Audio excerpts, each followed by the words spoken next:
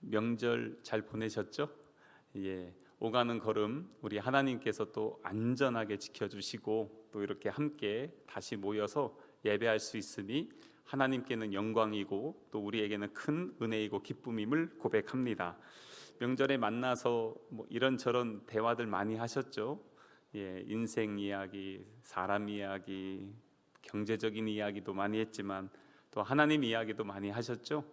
예, 우리가 이렇게 살다 보면 이렇게 만나서 이야기를 하다 보면 참 염려하는 게 많이 있구나, 그리고 또 두려워하는 것들도 우리 안에 존재하는구나 라는 것을 느낄 때가 있습니다.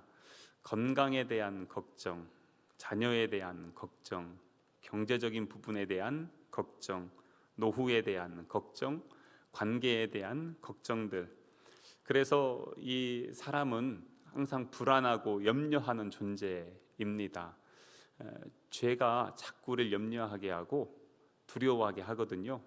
그런데 그럴 때마다 사람들은 어디로 갈까?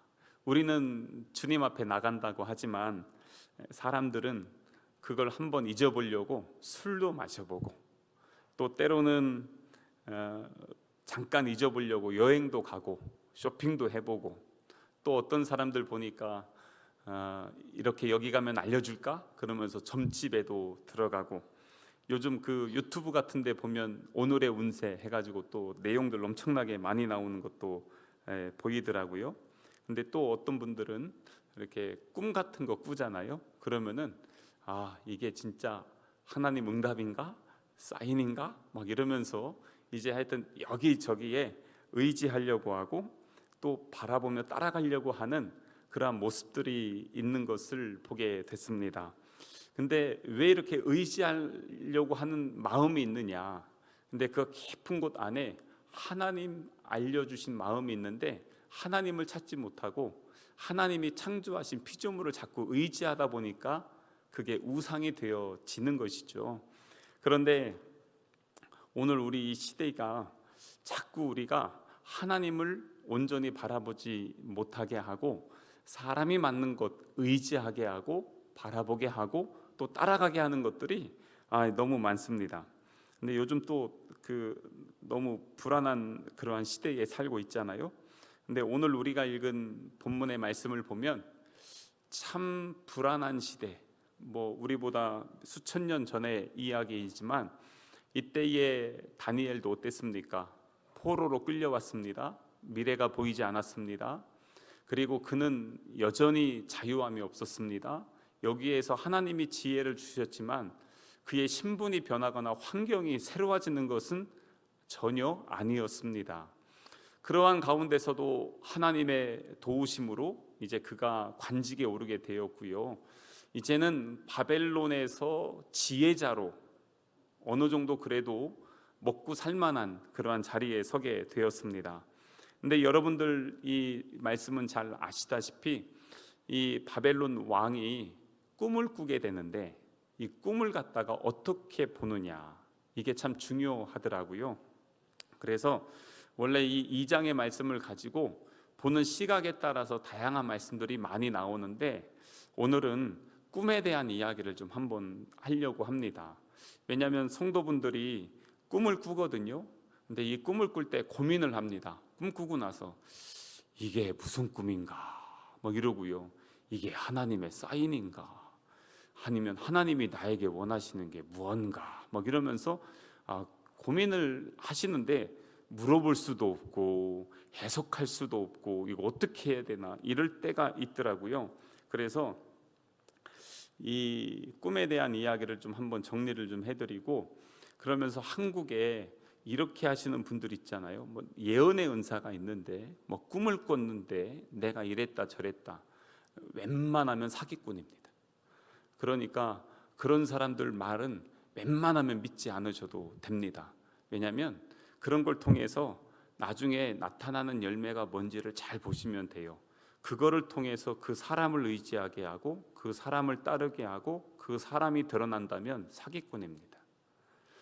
그 모든 것들을 통해서 말씀으로 인도하고 하나님께 영광 올려드리고 하나님의 거룩함이 나타나면은 그거는 올바른 목자가 됩니다. 그렇기 때문에 무엇을 하든지 사람이 드러나면 안 됩니다. 하나님이 드러나고 하나님의 영광의 열매가 나타나야 됩니다. 이거는 큰 기본 전제이고요. 여기에서도 꿈도 동일하게 적용이 됩니다. 그래서 성경에서 말하는 예언 있잖아요. 예언은 뭐 꿈 해석하고 이런 게 예언의 아닙니다. 예언이라는 은사는 하나님의 말씀을 말씀대로 그대로 선포하는 것, 이게 예언의 은사입니다. 근데 뭐 당신의 앞길을 내가 알려주겠소 막 이러면서 하는 그런 사람들은 전부 사기꾼이라고 보시면 됩니다. 제가 좀 심하게 얘기하나요? 제가 전도사 때 부흥회를 하는데 그 전도사님, 여자 전도사님이셨는데 저한테 너무 잘해주셨는데 제가 뒤에서 뒷담화하는 것 같은데 봉투를 보면서 예언을 하셨고, 그래가지고 헌금을 딱 하면 봉투를 들고 막 예언을 막 하십니다. 근데 예언을 하는데 저한테 뭐라고 예언하냐면 이제 이렇게 하더니 유학 가? 그러는 거예요. 저는 유학 갈 생각 전혀 없었거든요. 저는 공부할 사람이 아니라서 이미 그 유학 이런 거 생각도 안 하고 있는데 저를 이렇게 가만히 보더니 유학 갈 것처럼 생겼나 봐요. 그래가지고 이렇게 하더니 유학 가? 그러면서 하길래 아니요. 딴 사람들 다 아멘 아멘 하는데 제가 아니요. 그러니까 그냥 탁 넘어가시더라고요. 이제 그랬는데 진짜가 뭐냐는 거예요. 우리가 자꾸 헷갈리시고 여기에 저기에 휘둘리시면 안 된다는 것을 미리 말씀을 드리는 겁니다. 그래서 오늘 결론의 메시지를 좀 미리 드릴게요. 그 뭐냐면 하나님이 역사의 주관자이라는 것을 잊지 말아야 됩니다. 성경에 쭉 말씀해 보면 지금 바벨론의 포로의 시대고 바벨론이 최고의 시대거든요.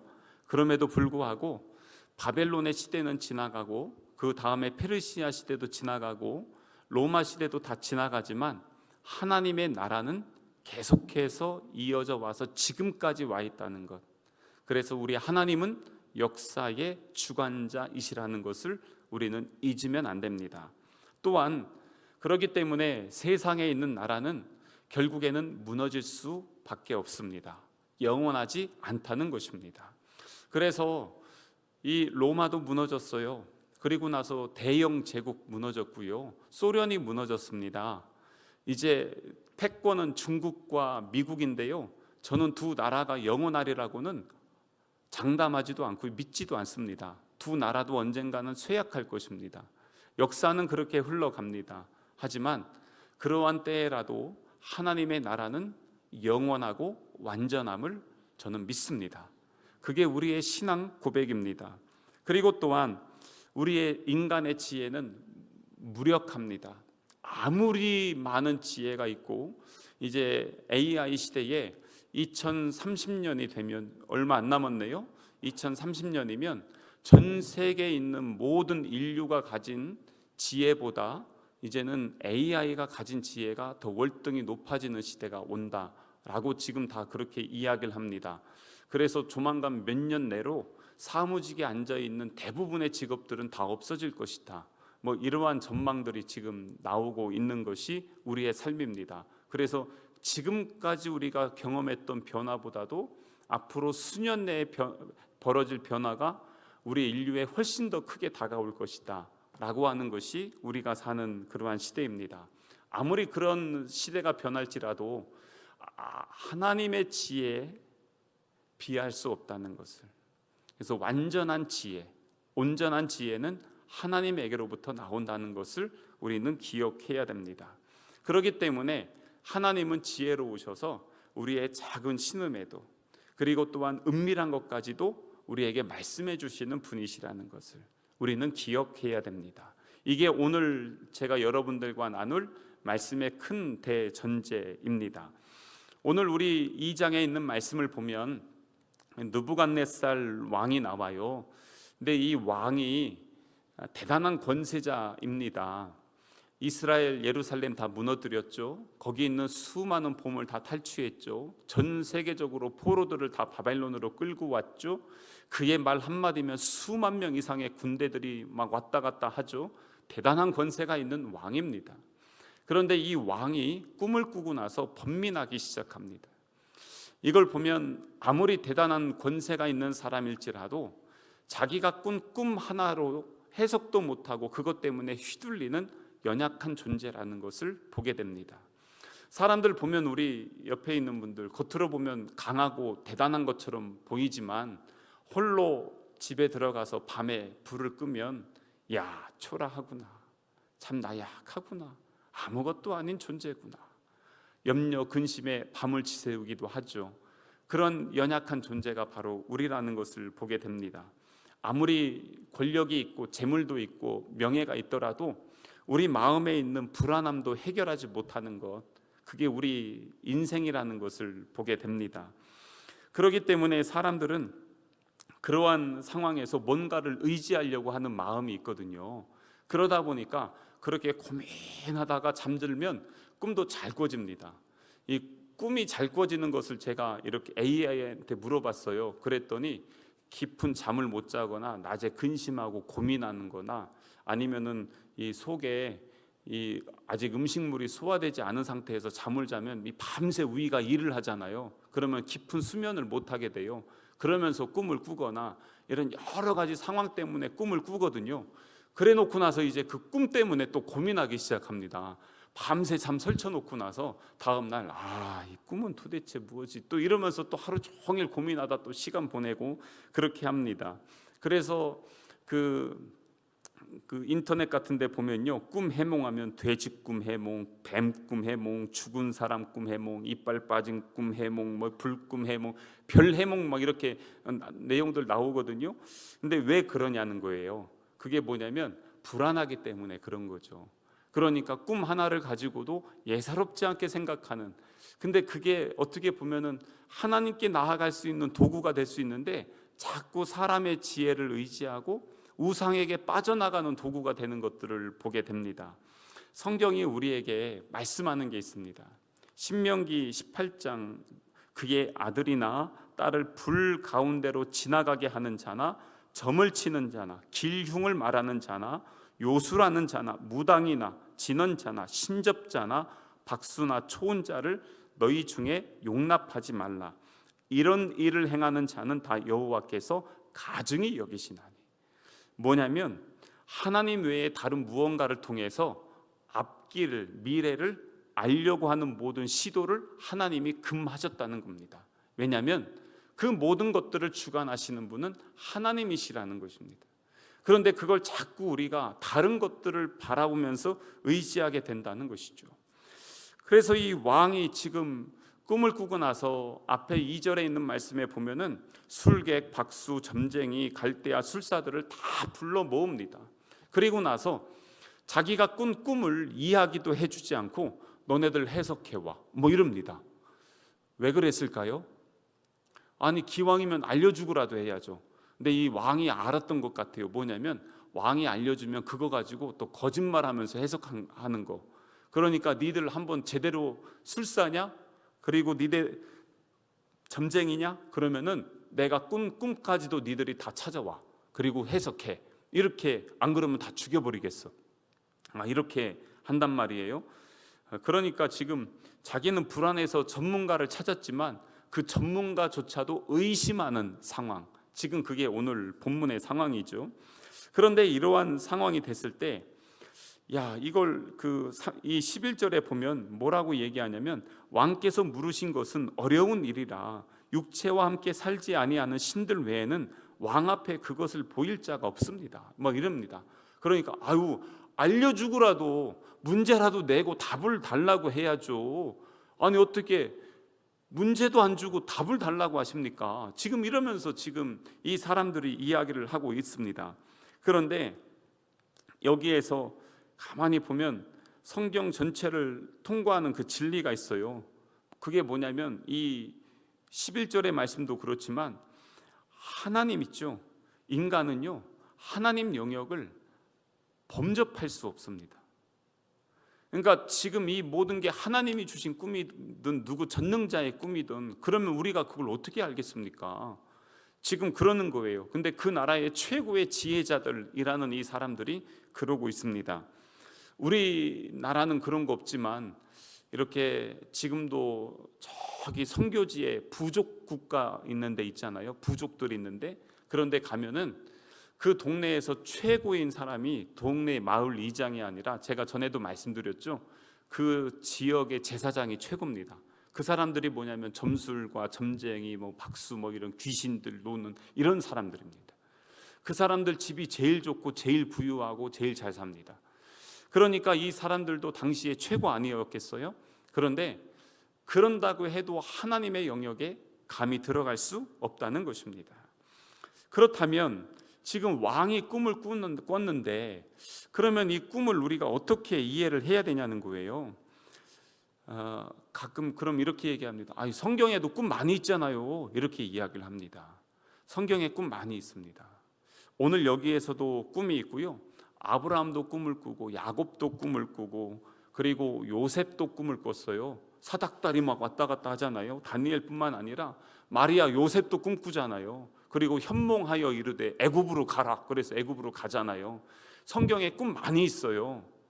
그리고 꿈 가지고 하나님은 또 역사하시고 인류 역사에 개입도 하셨어요. 때로는 그들을 인도하시고 말씀하셨어요.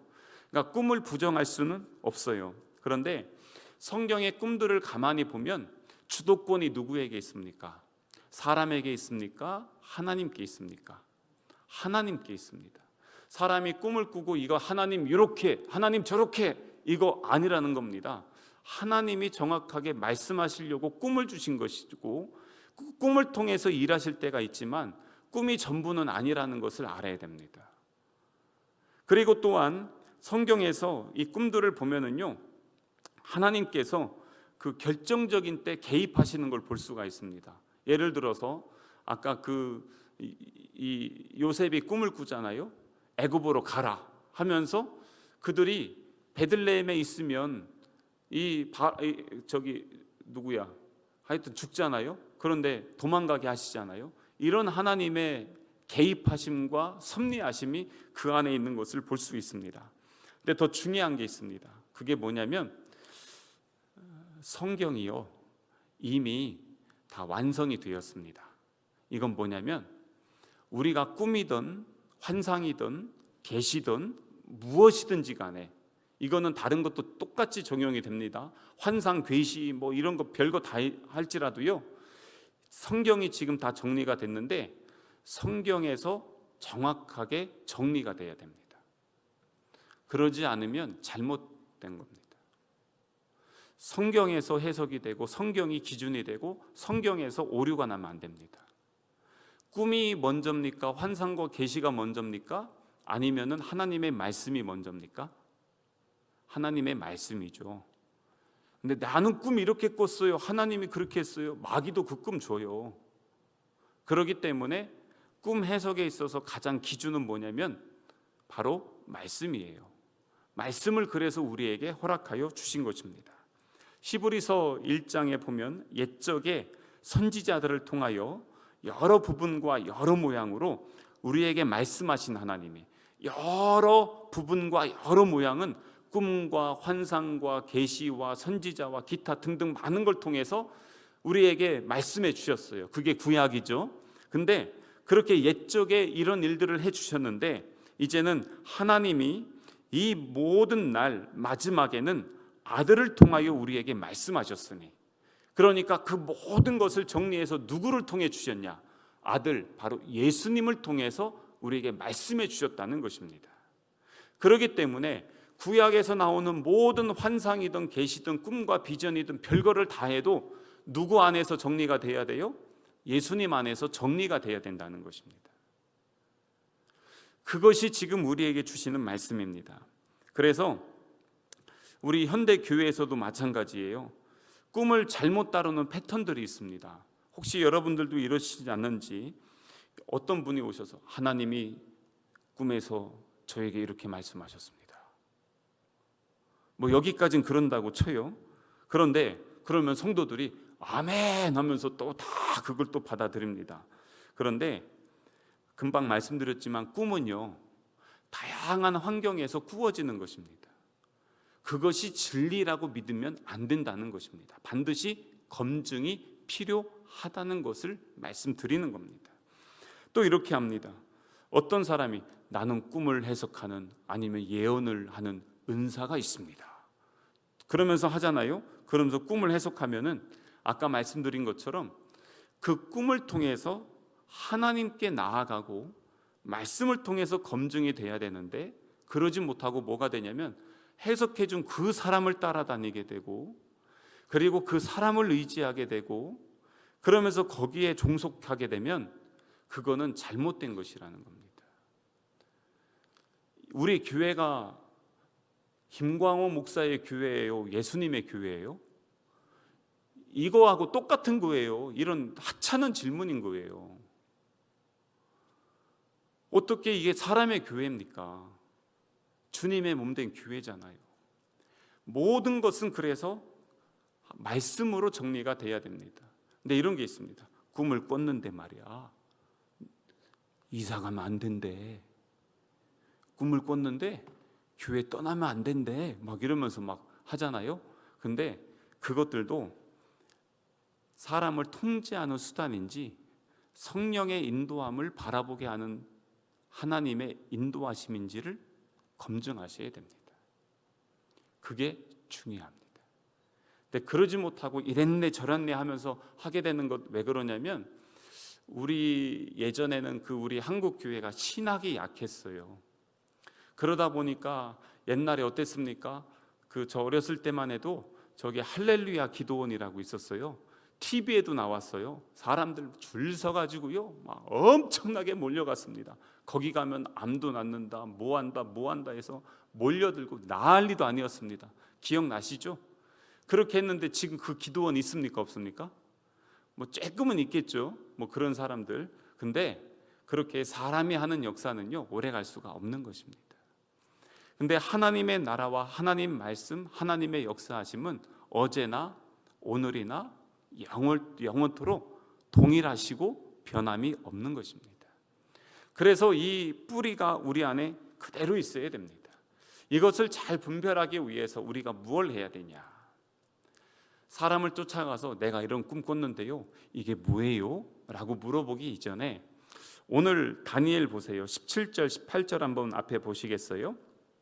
이에 다니엘이 자기 집으로 돌아가서 그 친구 하나냐와 미사엘과 아사랴에게 그 일을 알리고 하늘에 계신 하나님이 이 은밀한 일에 대하여 불쌍히 여기사 다니엘과 친구들이 바벨론의 다른 지혜자들과 함께 죽임을 당하지 않게 하시기를 그들로 하여금 뭐하게 했어요? 구하게 했어요. 이게 무엇입니까? 이게 기도예요. 하나님 앞에 기도하는 거예요. 하나님, 이런 상황이 있습니다. 그러면 이걸 어떻게 하면 좋겠습니까? 하나님 앞에 먼저 기도하는 것입니다. 하나님 알려주십시오. 근데 다니엘이 혼자 기도했어요? 아니죠. 함께 기도했습니다. 왜냐하면 혼자 할 때보다 함께 할 때 검증이 돼요, 서로. 그러면서 그 안에서 함께 하면 또 동역이 되잖아요. 그렇기 때문에 함께 기도하라는 것입니다. 때로는 우리가 혼자 골방에서 기도하는 시간이 너무 좋지만 이렇게 수요일 저녁에 우리가 함께 기도하는 것은 그 공동체 안에 주시는 하나님의 마음과 하나님의 역사하심이 있기 때문에 그런 것입니다. 그렇기 때문에 우리는 이 시간에라도 함께 마음을 모아서 부르짖고 기도하는 것입니다. 근데 다니엘을 보세요. 이렇게 하면서 하나님 앞에요 간절히 기도하는데 기도할 때 그냥 하나님 알아서 해 주시오 이러는 게 아닙니다. 어떻게 합니까? 구체적으로 기도합니다. 이것이 어떤 상황인지 알게 해주시고 죽임을 당하지 않게, 그래서 이런 모든 것을 하나님이 다 알게 해달라고 간절히 기도합니다. 그래서 구체적으로 기도하세요. 우린 모르잖아요. 그렇기 때문에 하나님 앞에 구체적으로 여쭤보고 하나님이 주신 답 잡으면 다른 거 다 잊어버리면 돼요. 그거 하나 잡으면 되잖아요. 그렇기 때문에 구체적으로 기도하시면 됩니다. 그때에 19절에 보면 하나님이 응답해 주십니다. 꿈의 해석은 기도를 통해서 하나님이 응답해 주시죠. 그래서 이 은밀한 것이 밤의 환상으로 다니엘에게 나타나 보임에 다니엘이 하늘에 계신 하나님을 찬송하니라. 꿈을 꿨는데 무엇으로 응답해 주셨어요? 환상으로 보여주셨어요. 근데 이거 꿈이나 환상이나 다 누구의 도구예요? 하나님의 도구예요. 그래서 이렇게 환상 중에 정확하게 하나님이 말씀해 주셨어요. 그래서 하나님은 꿈도 환상도 때론 자연도 사람도 하나님이 사용하시는 도구예요. 완전히 부정하진 않아요. 그걸 통해서 우리에게 말씀해 주시지만 그것을 통해서 금방도 19절에 있는 말씀 보세요. 맨 마지막에 다니엘이 그걸 가지고 어떻게 했어요? 하늘에 계신 하나님을 찬송하니라. 하나님을 찬양하는 도구가 돼야 된다는 것입니다. 사람이 드러나는 거 안 됩니다. 그리고 나서 하나님의 영광을 빼앗지 않습니다. 20절을 보세요. 다니엘이 말하여 이르되 영원부터 영원까지 하나님의 이름을 찬송할 것은 지혜와 능력이 그에게 있음이라. 하나님이 지혜를 주셨고 하나님이 능력으로 함께해 주셔서 그것을 알게 되었다는 것입니다. 그러니까 하나님께 찬양 올려드리죠. 그래서 여기서 우리가 조심해야 될 게 있어요. 꼭 우리는 이럴 때가 있습니다. 내가 열심히 기도해서 응답받았어. 그래요. 열심히 기도해도 응답 안 될 때도 있죠. 근데 뭐냐면 내가 열심히 기도해서 응답받은 게 아니라 하나님이 내 기도에 응답해 주셨어. 이렇게 돼야 돼요. 근데 꼭 이게 내 중심으로 사는 사람들이 꼭 그래요. 뭔가 나를 좀 드러내고 싶으면 그래요. 내가 열심히 해서 하나님이 해주셨어. 근데 그게 순서가 바뀌었어요. 하나님이 은혜를 베풀어 주시고 하나님이 지혜를 주시고 하나님이 능력으로 함께 해주시고 하나님이 역사와 상황을 변화시켜 주시고 간섭해 주셔서 이렇게 됐어요 라고 해야 되는 거예요. 근데 자꾸 여기서 순서가 바뀌시는 분들이 있어요. 조심하셔야 돼요. 그럼 옆에서 뭐라고 하냐면 맞아, 네가 참 열심히 했어. 나도 그렇게 기도하면 될까? 그러면 이제 소경을 인도해서 같이 고랑에 빠지는 것입니다. 나도 그럼 더 열심히 해봐야지. 수고하고 땀 흘려서 되는 게 아니라 뭘 해야 되냐면 너희는 먼저 그 나라와 그 의를 구하라는 것입니다. 그리하면 이 모든 것을 더하여 주신다는 것입니다. 그것을 우리는 놓지 말아야 되는 것이고요. 그래서 27절 28절 오늘 보세요. 27절에 보면 다니엘이 왕 앞에 대답하여 이르되 왕이 물으신 바 은밀한 것은 지혜자나 술객이나 박수나 점쟁이가 능히 왕께 보일 수 없습니다. 왜요? 뒤에 28절 오직 은밀한 것을 나타내신 이는 누구예요? 하늘에 계신 하나님이신. 지금 이걸 바벨론 왕에게 지금 이야기하고 있잖아요. 근데 이게 지금 통하는 거예요. 그래서 여기에서 이렇게 하면서 쭉 이야기를 하는데 이게 이제 꿈을 해석을 하거든요. 근데 꿈 해석이 어떻게 나오냐면 왕이 꾼 꿈은 이런 것입니다. 머리는 순금, 가슴과 팔은 은, 배와 허벅지는 놋, 다리는 철인데 발은 철과 진흙이 섞여 있어요. 그것들을 쫙 보여주셨다고 다니엘이 이야기를 합니다. 그러니까 왕이 깜짝 놀래죠. 자기가 꾼 꿈을 그대로 이야기하니까 놀랬어요. 어떻게 알았어? 하나님이 저에게 보여주셨습니다. 환상으로 보여줬다고 했잖아요. 환상으로 본 거예요. 왕은 꿈을 꿔서 봤고 다니엘은 환상으로 봤지만 동일하게 역사하시는 분은 하나님이셨습니다. 그리고 하나님이 이렇게 하면서 했는데 이게 뭐냐면 전통적인 우리의 해석은 이 금머리는 바벨론 제국이고요. 그리고 은은 메대와 바사, 페르시아 제국이에요. 그리고 놋은 헬라 제국, 그리고 다리에 있는 철은 로마 제국을 상징합니다. 그래서 점점 갈수록 보면 금, 은, 놋, 별거 이렇게 비싼 거부터 어떻게 싼 걸로 가네? 근데 맨 마지막엔 진흙이 섞여 있어요. 결국 뭐냐면 이거는 툭 건드리면은 발만 툭 건드리면 다 무너질 거라는 것을 이야기해 주는 것입니다. 그게 34절, 35절에 나와 있어요. 34절 보세요. 또 왕이 보신즉 손대지 아니한 돌이 나와서 신상의 새와 진흙의 발을 쳐서 부서뜨렸다. 이렇게 나오죠. 여기 보면 손대지 아니한 돌 있죠. 이게 무엇일까요? 손대지 아니한 돌은 바로 인간의 손이 닿지 않은 돌인데요. 이것은 뭘 얘기하냐면 신약과 성경으로 보면요, 이게 예수님입니다. 뭐냐면 하나님의 나라의 권세가 역사하면 그 강했던 바벨론 제국, 페르시아 제국, 헬라 제국, 로마 제국도 손대지 아니한 돌이 치니까 다 무너진다는 것입니다. 그러니까 여기서 지금 꿈을 통해서 보여주시는 게 뭐였냐면, 아무리 큰 대제국이라고 할지라도, 아까 말씀드렸죠, 아무리 대제국이라고 할지라도 하나님 나라에 비하면 아무것도 아니다 라는 것을 하나님이 보여주시려고 왕에게 이 꿈을 보여주신 거예요. 너의 나라가 영원하지 않고 그 다음에 페르시아 제국이, 그 다음에 헬라 제국이, 그 다음에 로마 제국이 올 것이다. 하지만 그 나라도 하나님 나라에 비하면 약한 것이고, 하나님 나라, 뜨이지 않은 돌이 치면 무너질 것들이다. 근데 세상적으로 볼 때 교회는 약해 보이고 세상 권력은 커 보이죠. 그래서 교회는 핍박받아요. 교회는 지하로 숨었어요. 교회는 순교를 당했어요. 그런데 이상하게 교회는 무너지지 않아요. 세상에 그 나라의 이름은 바뀌어요. 무너졌어요. 근데 하나님의 나라는 지금도 확장되고 있어요. 그것을 지금 오늘 이 꿈을 통해서 우리들에게 말씀을 해주고 있는 것입니다. 그래서 우리에게는요, 하나님의 나라가 훨씬 더 가치가 있고 크다는 것을 우리에게 말씀해 주는 것이죠. 그래서 우리는 꿈꾸고 기도해야 됩니다. 그 하나님의 나라가 명절에 우리의 가정에 임하시기를, 하나님의 그 거룩한 나라가 내가 살아가는 삶의 현장에서 충만하게 역사하여 주시기를, 이 하나님의 나라가 우리 교회에 역사하여 주시고 세임을 주시고 능력 주셔서 성령의 바람으로 생수의 은혜로 충만케 해주시기를, 그 하나님의 나라가 이 민족과 열방에 우리 다음 세대에 다시 부어져서 다시 부흥하고 회복하기를 우리는 기도해야 되는 것입니다. 그것을 지금 이 다니엘을 통해서 우리에게 지금 해석을 해 주는 것입니다.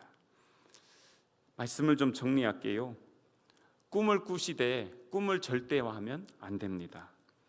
하나님이 사용하는 도구이긴 하지만 꿈이 성경과 일치되는지를 항상 확인하셔야 됩니다.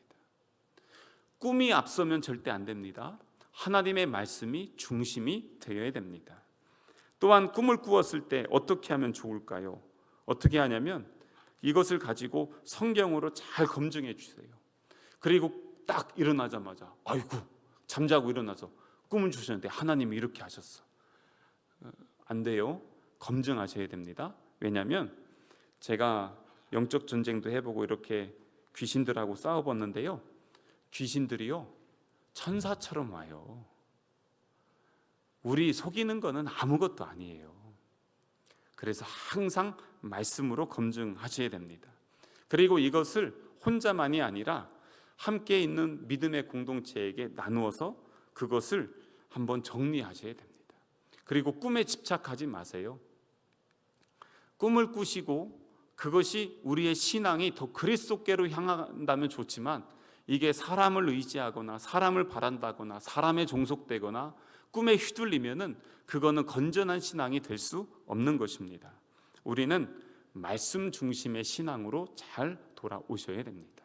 그래서 다니엘도 기도하고 하나님이 주신 환상 안에서 그것들을 다 정리하고 그 확신이 있기 때문에 왕 앞에서도 담대하게 하나님이 저에게 주셨습니다 라고 그렇게 이야기할 수 있었던 것입니다. 그래서 잘 보시면 이제 한마디로 정리할게요. 우리는 꿈의 내용이 아니라 꿈을 주시는 분에게 집중해야 됩니다. 하나님에게로부터 나온다는 것을. 그래서 우리는 하나님을 바라고 하나님을 의지하고 그리고 하나님을 붙잡고 하나님 안에 온전히 거하는 우리 성남 가족 되시기를 주님의 이름으로 축복합니다.